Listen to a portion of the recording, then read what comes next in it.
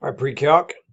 Next mini lesson here for 7.3 involving solving systems of equations and using inverse matrices to do that and reducer echelon form, all that good stuff, is we're going to be looking at partial fraction decomposition. So this is a skill that necessary for some different things that we might run into in calculus.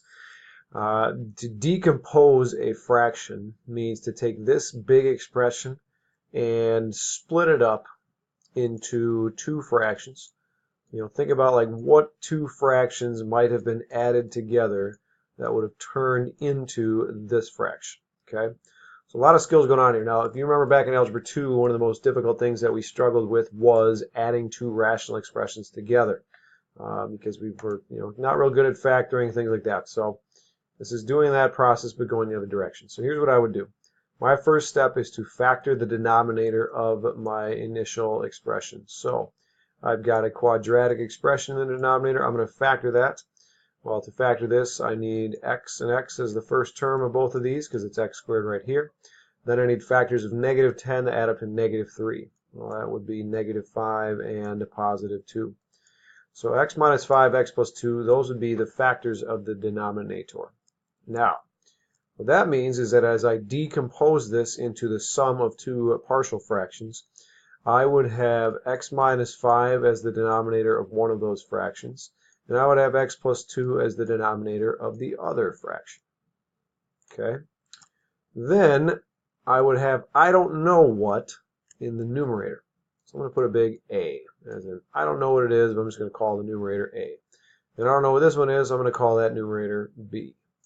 But I know that when I add these two fractions together, I end up with 7x minus 7 over the product of those two binomial denominators. Okay? All right, so the key is I need to solve what's A, what's B. That's essentially what I'm trying to answer. I'm trying to figure out this. This right here, this is what my answer is going to look like, except I'm going to have an expression for A and an expression for B. Okay, or what are those numbers going to be? Well, if you remember back to adding rational expressions together, to add these two together, they'd have to have the same denominator. So one way to do that is to just multiply each expression by the other denominator. So I'm going to multiply this expression by x plus 2 over x plus 2, if that makes sense, because that's the other denominator. Okay, that's the missing factor from the common denominator. And I multiply this guy by the other one, so that's going to be multiplied by x minus 5. And if I multiply the top by something, I got to multiply the bottom by the same thing as well. Okay. So notice what we've done is we've created a least common denominator. It's the product of these two things. X minus 5 times x plus 2, x minus 5 times x plus 2. Well, that's this. Okay. So now what I know is I can kind of ignore the denominators. Okay. Because I know that they're going to turn into this. All right. I factored it. I know that's what it's going to be. I'm going to focus then on the numerators. I'm going to focus on the fact that when I take a times x plus 2 and add it to b times x minus 5, that I would have the numerator of 7x minus 7. Okay. Now, another way to do this that you could make these disappear, solve for a and b, whatever, but to relate it to systems of equations and matrices, this is what we're going to do. We are going to consider distributing A. So I'd have AX plus A times 2, we'll go with it, okay, instead of 2A. Plus, distribute that, B times X minus B times 5, okay? Stay with me here. So, then what I'm going to do is I'm going to put these X terms together. And again, like pre-calc, these are obvious quote-unquote steps that we could probably, I didn't necessarily have to write this out in green. So if you check your textbook example that looks like this, it's going to skip over this, okay? And it's going to jump right to what I write next, which is having A plus B times X, okay? Plus 2A minus 5B. Okay? And that is still equal to 7x minus 7. That hasn't changed. All right, so what just happened? What we did is I took ax and bx, added them together, and factored out x. That makes sense? Factor the x out, you got a plus b times x, okay? And then I just took these two terms, 2a minus 5b, put them together. So why did I factor out the x? Well, if you take a look here, this expression now matches 7x minus 7 in a way in that I've got, and this times x. Okay, so this expression right here matches up with this expression. Something times x is going to equal 7 times x. So this something, this a plus b, whatever that is, that must equal 7. So I'm going to write a plus b equals 7. And then I know the rest of the something, well this, the 2a minus 5b, well that has to be equal to this, the negative 7. So I'm going to write a second equation. 2a minus 5b is equal to negative 7.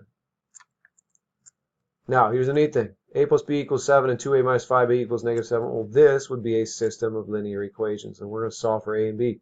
So you could use reducer echelon form. You could use substitution. You could use elimination. I'm going to do simple because I just did it. I'm going to use inverse matrices. I'm going to write out my coefficient matrix. It's 1, 1, 2, negative 5 times the variable matrix, which will be a, b. It's an a. And that's going to be equal to the constant matrix on the other side, which is 7, negative 7.